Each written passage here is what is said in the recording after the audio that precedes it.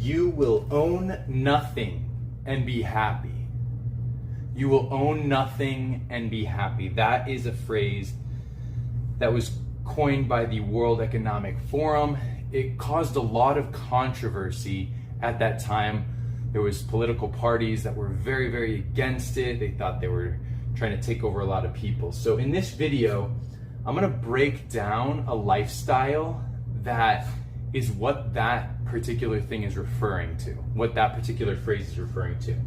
And basically all that is access versus ownership. So I live in Denver, so I'm gonna give you a Denver breakdown. So our rent prices in Denver are roughly between $900 and $1,300. Like you can find an apartment in an area that's pretty much walking distance from a lot of different things, bars, restaurants, clubs that you could work at, grocery stores you could work at. There's a lot of different places that you could work within that range. And minimum wage in Denver is 18.81 cents, I think. So it's $18.81 per hour. Most jobs I found or were looking on Indeed were right around $20 an hour. So we'll go with a $40,000 per year income. So if you have a $40,000 per year income, we'll break this down here. So this is how much you make if you're making on the low end of that Denver area.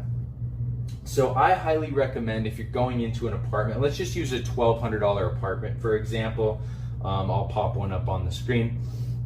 So a $1,200 apartment on your own, not ideal, but if you can grab like a girlfriend or a boyfriend or a roommate, I highly recommend that. Some people might go, well, I can't really work well with people. Well, that's something you need to work on with yourself. You need to get right in that area and you need to figure out how to do that properly. So I would highly suggest that you figure out how to get along with people because it will make your life a lot better and easier and you'll make a lot more money. So we're going off of this $40,000 per year. So the tax brackets, the way that they work is on the first $11,000 of that. So on the first $11,600 of this money, you're gonna get taxed at a 10% rate, which is going to be 1,160, I believe. Let me just make sure that that's right. Yeah, so you're gonna pay $1,160 in taxes on that first 11,000. And then you're gonna move into the next tax bracket. So if you subtract that from the 40,000, you're gonna be sitting at $28,000 and $28,400, and that's gonna be taxed at 12%. So you have, that's $3,000, $3,408. So that'll leave you around like $4,500. We can even round this up. Let's just approximate this and round this up to $5,000 that you're gonna pay in income tax each year. So on a $40,000 income in Denver, Colorado. So what your after tax is going to wind up being is $35,000 a year. And if you break that down monthly, that's going to be around 2,000, let's just approximate it. So that's a year, and then that's going to be $2,900 a month. So this is gonna be your monthly income that you have to work off of. Now let's subtract rent. So like we said, we'll go with the $1,200 for rent. That is assuming you don't get a roommate. That'll give you a plus $600 if you do have a roommate. So definitely get a roommate and figure out how to get along with people. That's going to make your life a lot easier. Just get along with people. Who cares if they don't do their dishes, whatever, figure out a system so that you guys can coexist together, and that's going to save you money. So then let's just say food is $500. The reason why I put it at that is because you can go to the grocery store and buy plan out your meals, buy some flour to make bread, whatever, buy some rice and beans and vegetables so that you can make stir fries, anything simple like that. Then I'll just add another $500. This will be for miscellaneous income, your cell phone, your whatever you do, whatever other income that you have, you're going to be right around there. So that will bring you to $1,200 extra after you do all these expenses, plus a $600 bonus if you get along with people. So I highly recommend you get along with people. That comes out to $1,800.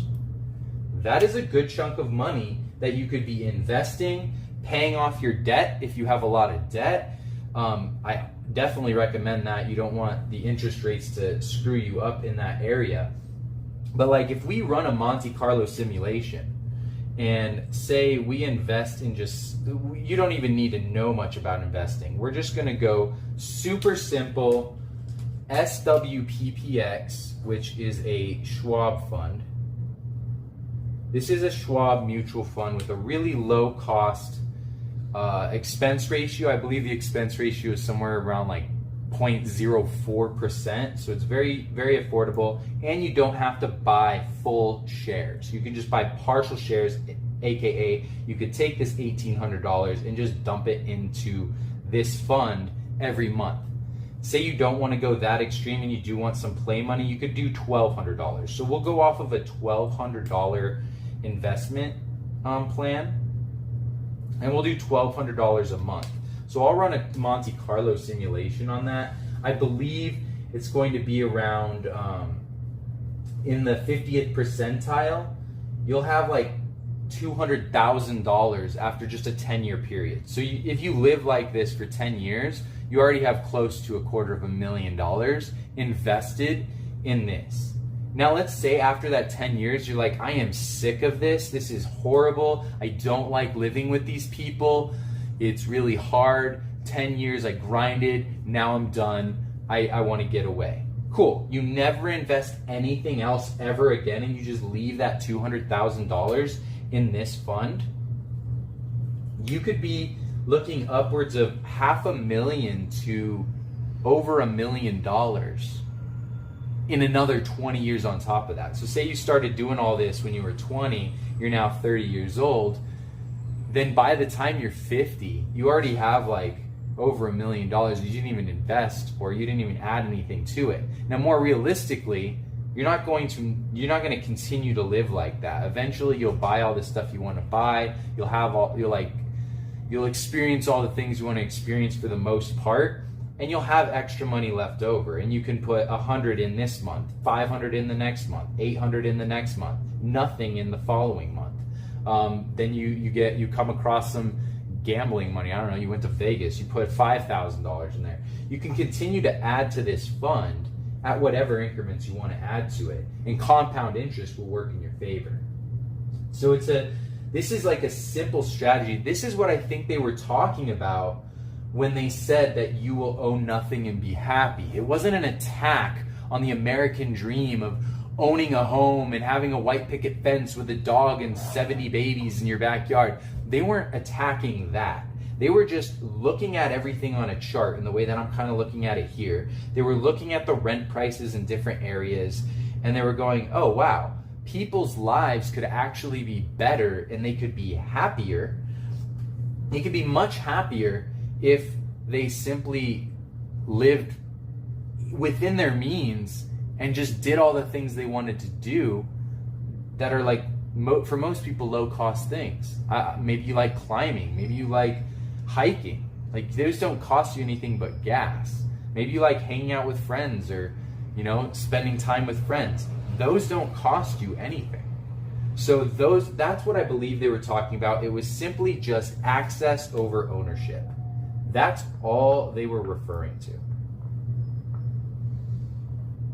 And that is a very hard concept for a lot of Americans to understand, in my experience, because our American dream and like our American ideals are literally built off of like owning a home and having this life. So this is a completely contrarian way to live. contrarian way to be. Walk to work. Like these Denver apartments that I was looking at, they're all walking distance. So walk, don't buy into the hype of like everybody's trying to destroy your freedom and make your life miserable. I don't think that's the case here. I think we just crunched some numbers, looked at some data, and found out that there is a better and easier way to live. People in Europe already live like this for the most part in a lot of different areas. A lot of their neighborhoods are literally built so that they can walk to everything or take public transit to everything. So we got a long ways to go in the US, but I think I just wanted to clear the air on that. Access versus ownership, you will own nothing and be happy, was not an attack on your freedom. It was simply just a concept by the World Economic Forum. I think it was like a Danish politician said it, and it freaked everybody out. And this is literally all it's talking about. It's not too bad. So anyways, life could be easier. That's the channel. Like, subscribe, share it with your friends. Hit that bell if you want notifications for more videos where we'll discuss these topics. Jump in on the comments, leave your opinions and thoughts. I would love to hear if you disagree. I would love to hear about it. We'll have a discussion, we'll talk about it. But like, subscribe, hit the bell. Life could be easier. Have a wonderful day.